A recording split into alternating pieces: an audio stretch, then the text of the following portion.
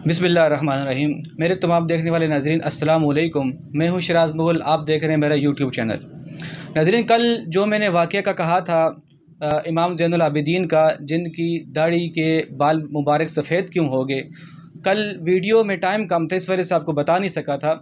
जिनका सही नाम अली था और इनको ज़ैनुल आबिदीन, क्योंकि ये लोग ये इबादत और रियाज़त बहुत ज़्यादा करते थे, इस पे ये मशहूर थे इबादत करने पर, तो इस वजह से इनको ज़ैनुल आबिदीन भी कहा जाता था और मशहूर उनका नाम इमाम ज़ैनुल आबिदीन है।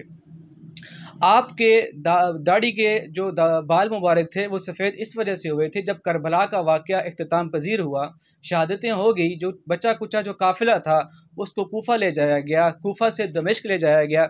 जब दमिश्क में यजीद ने कैदी बना के रखा कुछ महीनों के लिए, जब फिर उनको वापसी भेज दिया मदीना की तरफ।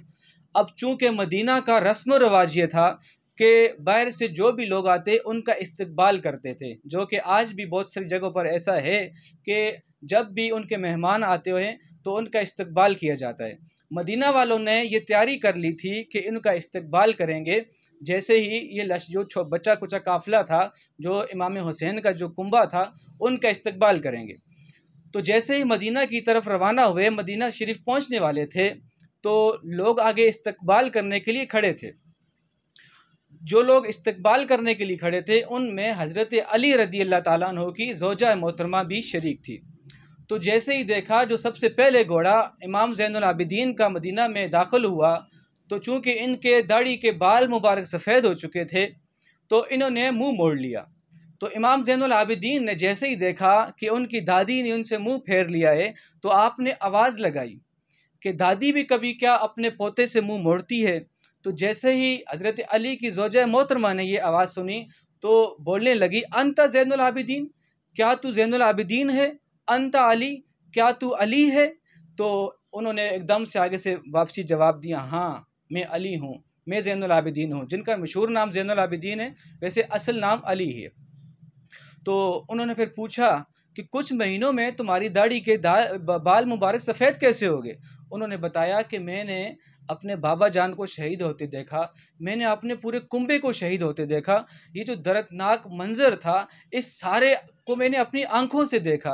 अब मैं ये चीज़ बर्दाश्त नहीं कर सकता था और ये मेरे पे इतना खौफ भी था कि जो मेरे बाबा जान को शहीद कर दिया गया, पूरे कुंबे को शहीद कर दिया गया, इस वजह से मेरे जो दाढ़ी के बाल हैं वो सफ़ेद हो गए। और इसके बाद ज़ैनुल आबिदीन के बारे में जो मशहूर था, ये बहुत ज़्यादा इबादत करते हैं, बहुत ज़्यादा रियाज़त करते हैं। एक दफ़ा आप मदीना में निकले, जब भी वहाँ मदीना शहर में निकलते थे, जो बाज़ार में आप आते कभी कभार, तो आपके साथ कुछ लोग भी होते थे। एक दफ़ा का ज़िक्र है कि आप मदीना का जो शहर है, जो कारोबारी जो कारोबारी से जहाँ पर कारोबारी लोग बैठते थे, जो बाज़ार था, वहाँ पर आए। तो वहाँ का रस्म रिवाज ये था, जब भी ज़ैनुल आबिदीन वहाँ पर आते तो लोग खड़े हो जाते, लोग अपना कारोबार बंद कर देते, लेन देन बंद कर देते और आपकी तरफ मुखातब हो जाते। आप उनको अल्लाह और उसके रसूल की बातें सुनाते थे। एक दफ़ा का वाक़या, जब आप आए तो एक शख्स उठ के चिल्लाने लग गया, खड़ा हो गया और इमाम ज़ैनुल आबिदीन को गालियाँ देने लग गया। अब इस वाक़ये में आपको बताता हूँ इमाम ज़ैनुल आबिदीन का ज़र्फ़ कितना आला था। उनको गालियाँ देने लग गया, हत्ता के गालियाँ देता रहा। चूँकि इमाम ज़ैनुल आबिदीन के साथ कुछ लोग थे, उन्होंने उस बंदे को मारना चाहा, लेकिन इमाम ज़ैनुल आबिदीन ने उनको मना किया। उन्होंने कहा इसको बोलने दो। उस बंदे का ये ज़िक्र है तारीख़ में कि उसने हत्ता कि आपके बाबा जान को भी गालियाँ दी, लेकिन आपने फिर भी सुनी। जब वो खामोश हुआ, फिर उसके पास गए, प्यार मोहब्बत से उससे पूछा, तुम कारोबारी इंसान लगते हो, क्या तुम्हारे ऊपर कोई कर्जा है जो इतना चिड़चिड़ापन है तुम्हारे ऊपर? चूँकि ये लोग समझ जाते थे कि उनका ज़हन ये होता था, जो अहले बैत से हैं, कि अगले बंदे को भी सही रास्ता दिखाना है। अब उसने कहा, हाँ बिल्कुल, मैं कारोबार में फंसा हूँ, 50,000 दिरहम का कर्जा है।